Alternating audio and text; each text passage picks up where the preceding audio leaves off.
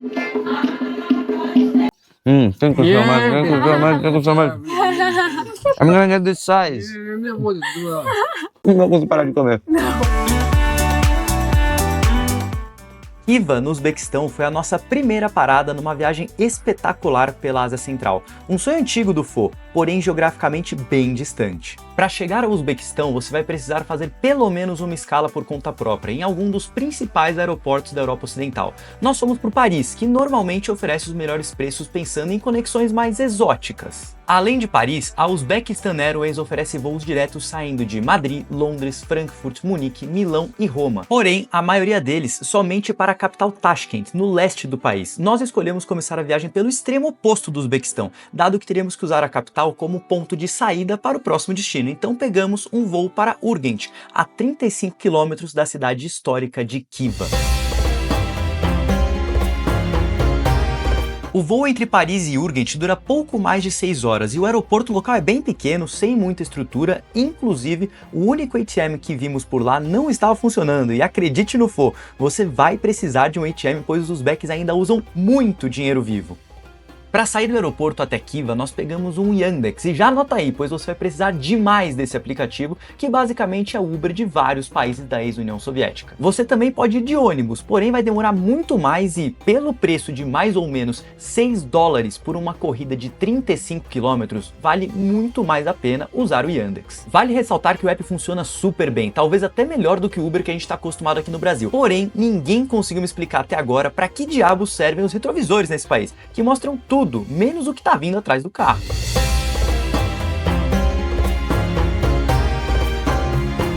E depois de uma grande aventura com o nosso motorista do Yandex, respeitando ou não os limites de velocidade, chegamos em Khiva, uma cidade cujo centrinho, chamado Ichankalaya, é totalmente amuralhado, né? É uma das menores, não, é a menor das 3 cidades principais aqui da antiga Rota da Seda do Uzbequistão. Dá pra ver ali no fundo já alguns dos pontos turísticos, alguns dos minaretes famosos por aqui. A gente já vai pra lá explorar tudo. Tá meio osso desse negócio.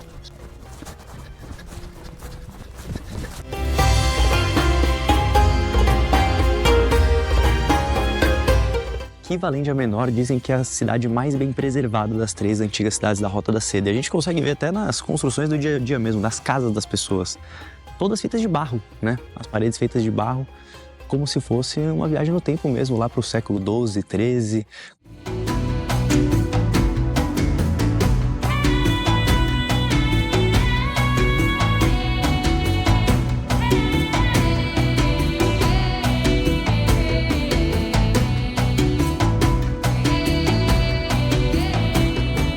Dica para todas as viagens, não só para o Uzbequistão, comece a turistar muito cedo, não tem absolutamente ninguém nos principais pontos turísticos, tem tudo para você, então venha cedo.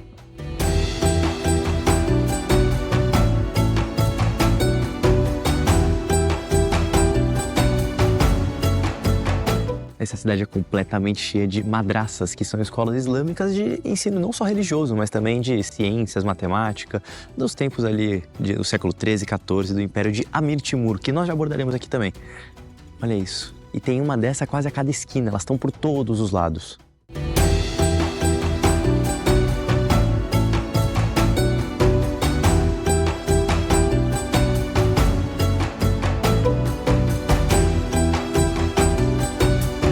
Aqui atrás de mim está o famoso Kalta Minor Minaret, que é o principal ponto turístico, a principal atração aqui de Khiva. É um minarete que era para ter sido construído, bom, até o final, obviamente, não foi construído até o final porque o Khan da época, que queria fazer um minarete tão grande que fosse possível ver do seu topo até a cidade de Bukhara, que fica bem longe daqui, é a nossa próxima parada, mas ele morreu antes e a construção acabou não acontecendo.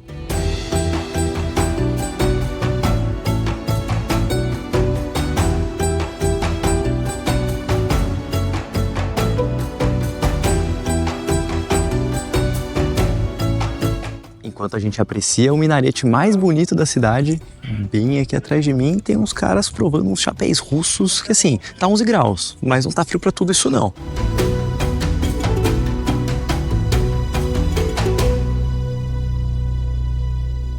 Sacando dinheiro no Uzbequistão. 1 milhão de sons uzbeques, como se fosse uma fortuna. Você se sente milionário quando saca todas essas notas de 50 mil. E não valem absolutamente nada.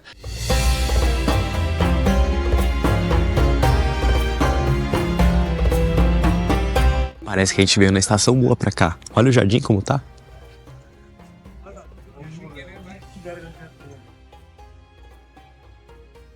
Ela tem coleira. É da babushka. Ele não pode controlar. É verdade.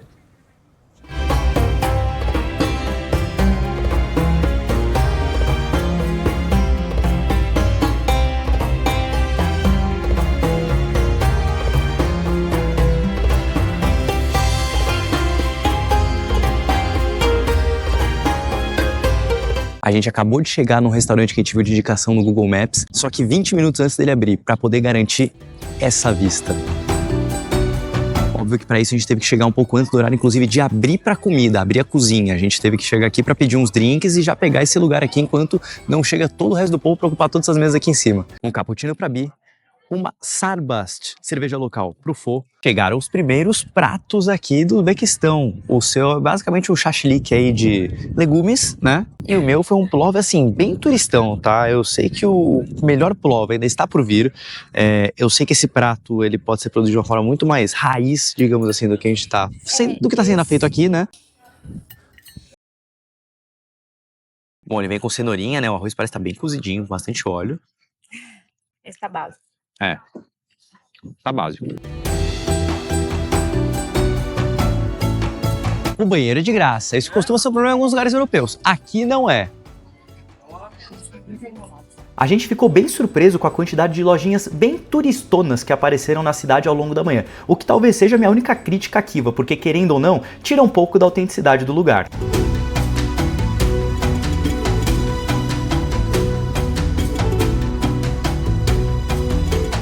Fábrica de tapetes. Olha essa fábrica de tapetes, que legal. É bizarro o tamanho do instrumento que ela tem pra fazer o tapete. Olha isso. Imagina quanto tempo vai levar pra terminar esse tapete.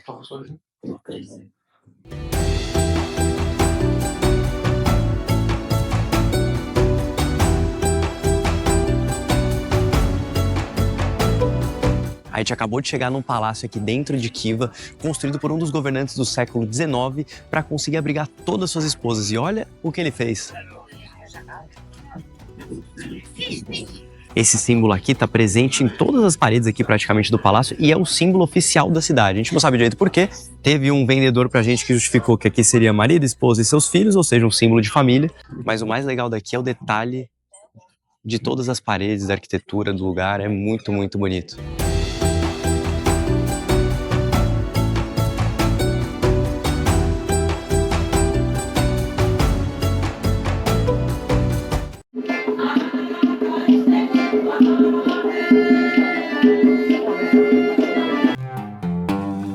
Além de visitar os principais minaretes, praças e madraças, Kiva é uma ótima cidade para simplesmente se perder nas ruas onde os locais de fato moram. A sensação de volta no tempo é constante em uma das cidades mais importantes da antiga Rota da Seda, realmente muito bem preservada e diferente de tudo que estamos acostumados no Ocidente.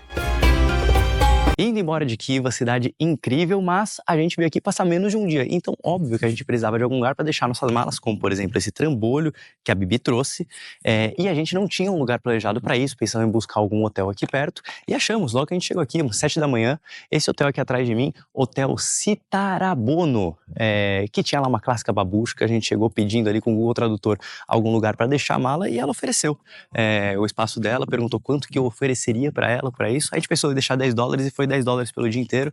É um dinheirinho, mas valeu muito a pena. Então, assim, vem com as malas pra cá, que vocês não precisam se preocupar, porque é bem seguro, foi super tranquilo, ela passou confiança, a gente passou aqui no meio do dia pra pegar algumas coisas, foi bem de boa. E vambora pro próximo destino, agora pra estação de trem, porque tem muito mais coisa vindo por aí. Chegando na estação de trem aqui de Kiva, olha o naipe desse lugar.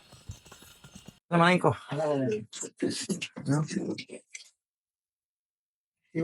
um passinho, dá um... Yes. Aqui já tem um banheiro, achamos o trem, achamos o nosso vagão.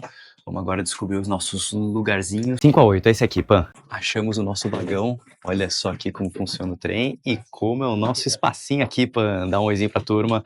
Todos eles são 4 lugares. A gente pegou os 2 aqui de baixo. Eu sempre quis gravar esse vídeo, já vi um monte de gente nesses trens. Muito legal. Aqui tem um espaço de cima e diz a lenda que aqui embaixo dá pra colocar a nossa mala. Vamos tentar.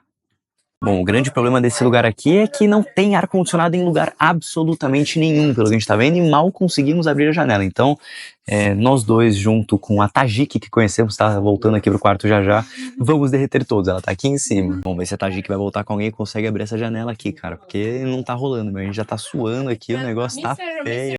So here we have our super Tajik saving us from the heat here. Welcome to Tajikistan. Perfect. That's the message we want to hear from Brazil. Caminha feita. Conseguimos aqui colocar roupinha de cama. Vou mostrar que do meu lado tem também a roupinha do travesseiro. Tem um lençol que obviamente a gente não vai usar. E o trem começou a andar. Corredorzinho bem aqueles trens de filme soviético mesmo. Vários vagões, eles fecham aqui, né? Se você quiser deixar a porta fechada, eu não recomendo pelo calor que tá fazendo. E aqui como é o corredor inteiro do trem. Esse trem é de um vagão só, na verdade, né? No trem inteiro. O trem tem 12, 13, 14 vagões, não sei. E vamos voltar aqui para o nosso... que é esse aqui.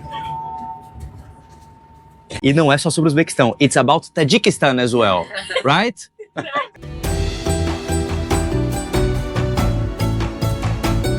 Bom, aconteceram novos fatos aqui. No final das contas, chegou mais este simpático senhor Uzbek, que tá aqui com a gente.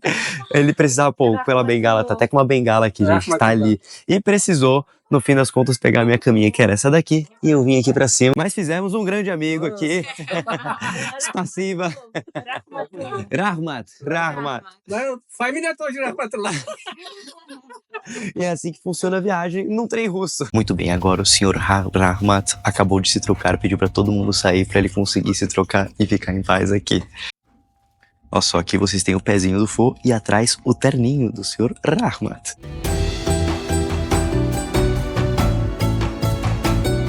Muito bem, então esse aqui é o banheiro do trenzinho soviético. Bom, acho que vai dar pra ver bem aqui. A privada daquele estilinho que tem um pedal aqui que abre e leva tudo lá pra baixo.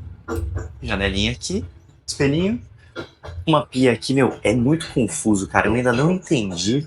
Você tem que apertar ela, isso. Você tem que apertar ela aqui pra sair água. É um negócio de louco. E as surpresas não param. Voltei do banheiro, o nosso querido Sr. Rahmat nos recebe com uma belíssima refeição. O negócio, a surpresa não acaba. Você aqui capotada. Olha isso. Parece aquele pãozinho Uzbek tradicional, mas com umas amêndoas ali, uns recheios, com um chazinho. Rahmat é obrigado em Uzbek e também é o nome do seu Rahmat. Vamos ver aqui. Chai, let me just eat this one. Chai nada. Que eu...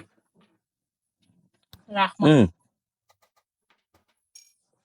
É duro, mas é muito bom. Bom, os pedaços de frango não param de chegar. É um pedacinho de frango com o pãozinho clássico Uzbek. Ele é meio duro, mas é muito bom. Eu gostei muito mesmo.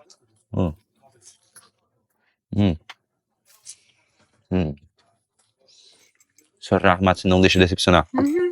Tata Rahmat, Mr. Rahmat. Thank you so much. Thank you so much. Thank you so much. I'm gonna get this size. Não vou conseguir parar de comer. No choice.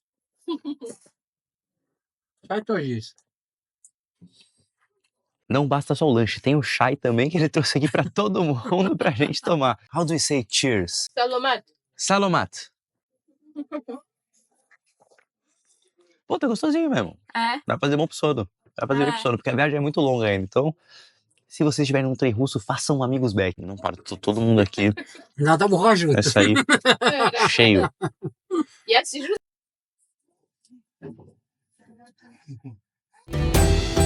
Já deu pra perceber pelo Sr. Rahmat e pela Zarina que o povo da Ásia Central é incrível, e esse foi um dos grandes diferenciais da nossa experiência por essa região do mundo. Poucas vezes eu conheci pessoas tão hospitaleiras como os uzbeques, que fizeram da nossa viagem algo ainda mais especial. Muito bem, guerreiros, um pequeno update da nossa viagem, falta 1 hora pra gente chegar em Bukhara. Eu vim aqui passear num dos vagões do trem, vocês vão ver que, pô, é até mais moderno que o nosso, as portas aqui de madeira, enfim.